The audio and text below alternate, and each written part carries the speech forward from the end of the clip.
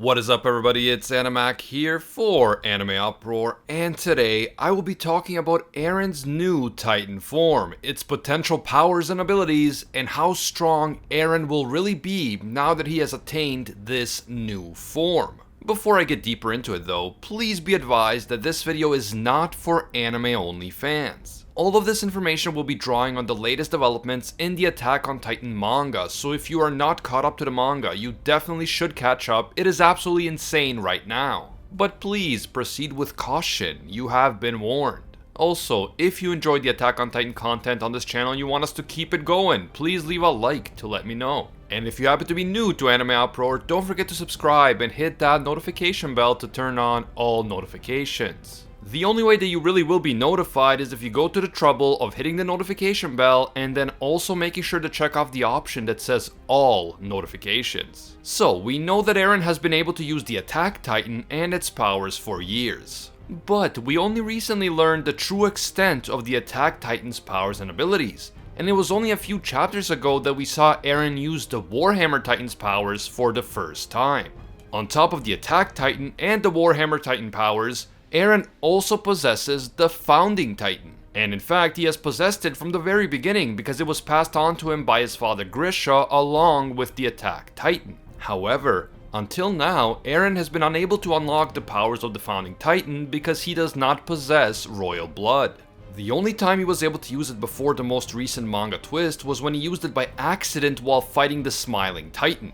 When Eren came into direct contact with the Smiling Titan, who has royal blood because the Smiling Titan was of course Dina Fritz, Eren temporarily gained the ability to control pure Titans and to get them to attack Reiner and Bertolt. But under normal circumstances, Eren's Founding Titan power was just kind of there but completely dormant until now. So what do we know about Eren's past and current powers, and how strong is he right now? Thanks to the Attack Titan power, and also thanks to his own training and experimentation under the guidance of Hanji, Eren has the ability to regenerate and harden, and his Attack Titan form is above average in terms of strength and agility when compared to most other Titans. And as we learned recently, Eren's Attack Titan also gives him access to future memories.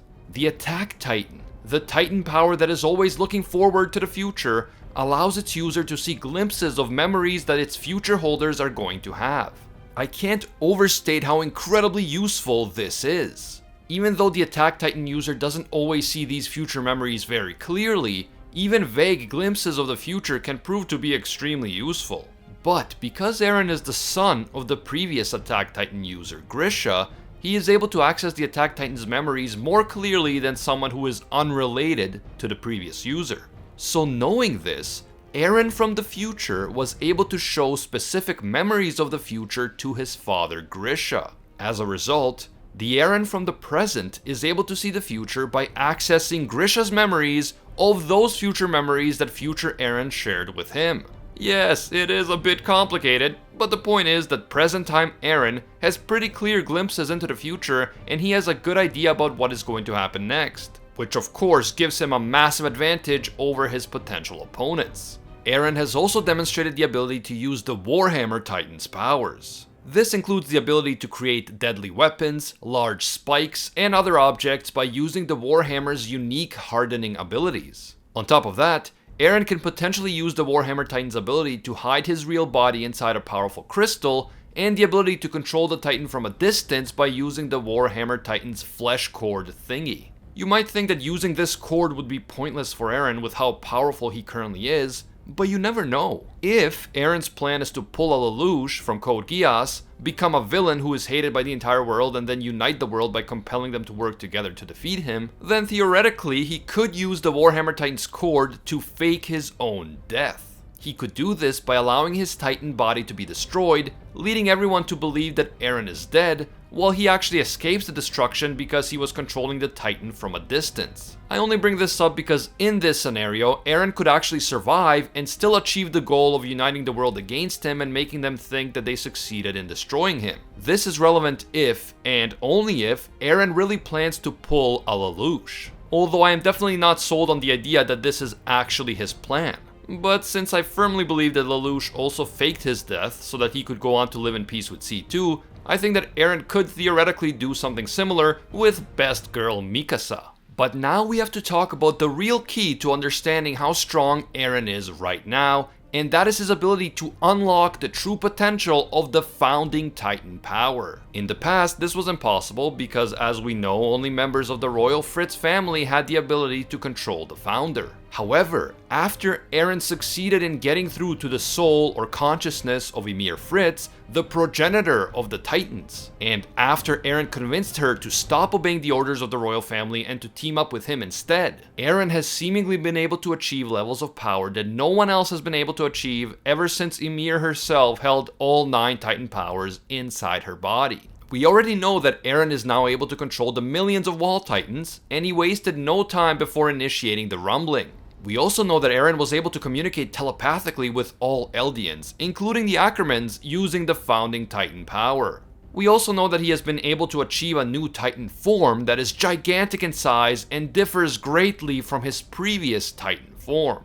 The wall titans are about 50 meters in height because this was the rough size of the walls themselves.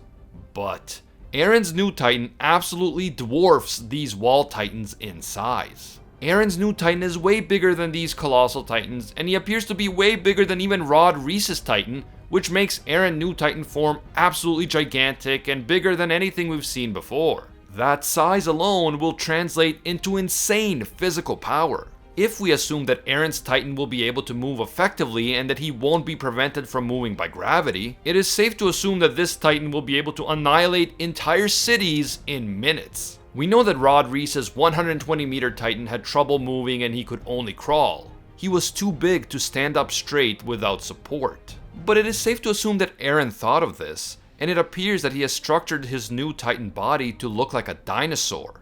And of course, we know that the anatomy of dinosaurs allowed them to grow to a much larger size than humans. That being said, the largest dinosaurs on record were about 40 meters in length from what I've been able to gather. So even if we bring the dinosaurs into it, the current size of Eren's Titan form is incomparable. It is just so much more massive. But assuming that Eren knows what he's doing, and assuming that this new Titan form isn't just going to collapse under its own weight, it is also safe to assume that Eren's new Titan won't be very fast. In the past, we've seen that the bigger a Titan is, the slower his movements have been, so it is possible that the one big weakness of Eren's Titan form will be slow speed.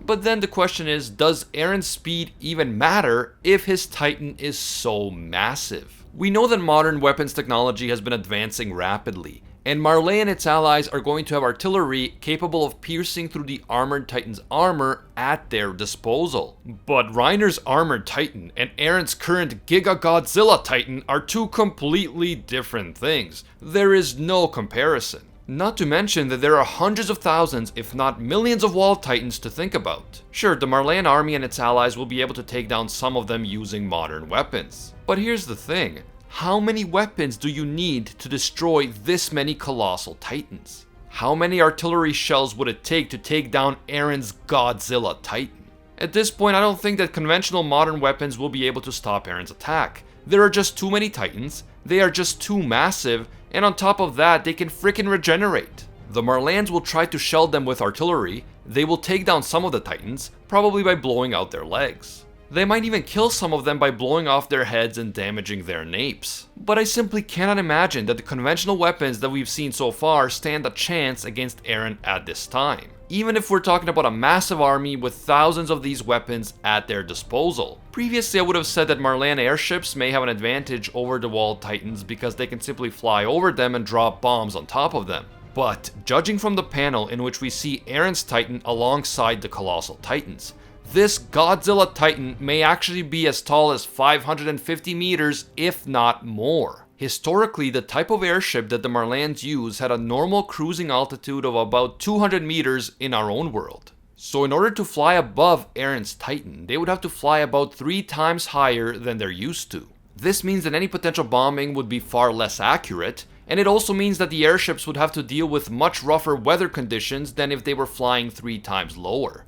Finally, with the amount of sheer mass that Eren's Godzilla Titan appears to have, it is questionable whether any bombs that are light enough to fit on an airship can even do any significant damage to such a colossal frame. But if that wasn't enough, Physical powers are just one aspect of Eren's potential strength. The telepathic powers of the Founding Titan are potentially even more deadly. We know that the Founding Titan can communicate with Eldians telepathically, it can erase the memories of Eldians, and it can even change the physical composition of Eldians, such as potentially sterilizing all of them or making all of them immune to a certain disease. We also know that the Founding Titan can create Titans en masse, like Karl Fritz did with the Wall Titans. Now, we've never actually seen the Founding Titan straight up turn Eldians into Titans without any injection or spinal fluid ingestion.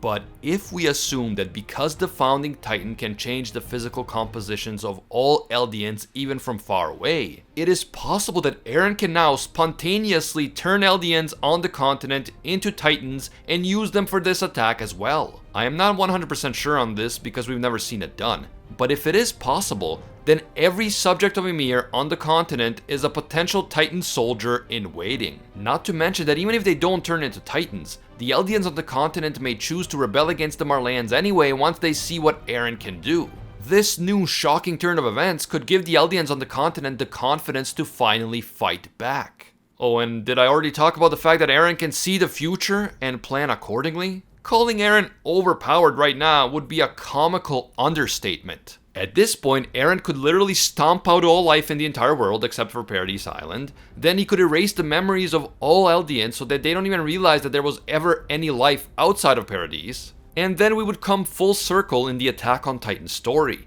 The world was destroyed by Titans, and the last remnants of humanity exist only on Paradise Island. Karl Fritz's fictional story actually becomes true, and no one will even blame Eren for destroying the world because no one will remember that he actually did it. Except for potentially Mikasa and Levi, if, as members of a minority bloodline, they are still immune to the memory manipulation. In conclusion, I don't see anyone being capable of rivaling Eren in any way at this point, be it another Titan shifter, the Marleyan army, or anyone else. Eren is just that strong.